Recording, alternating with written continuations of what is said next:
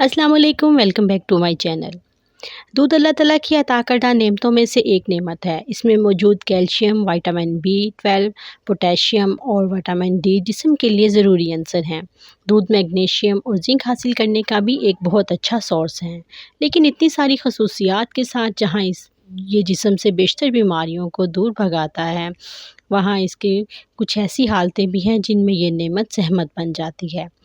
अगर किसी शख्स के जिस्म में सोजिश हो तो ऐसी हालत में दूध का इस्तेमाल मुज़र सेहत होगा।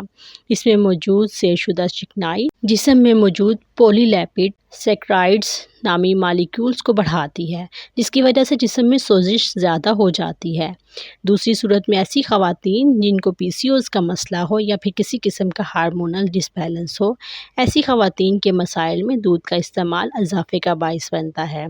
अगर वो इसके साथ साथ डेयरी मसनूआत का भी इस्तेमाल जारी रखती हैं जो जिस्म में इंसुलिन और हार्मोन का तवाज़ुन बिगड़ जाता है। इसलिए माहिरीन सेहत के मुताबिक ऐसी ख़वातीन को दूध का इस्तेमाल तर्क कर देना चाहिए।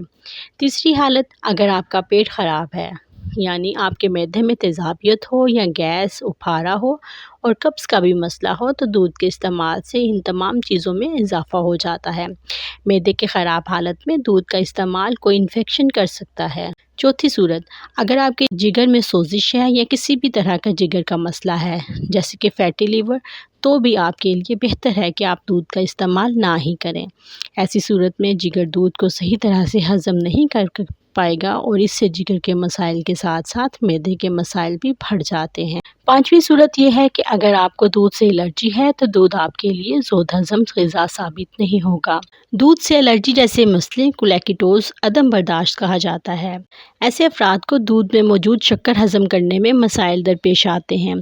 ऐसे में अगर ये लोग दूध का इस्तेमाल तर्क नहीं करते तो भी इनसे गैस, उफारा और इसहाल जैसे मसाइल पैदा हो जाते हैं।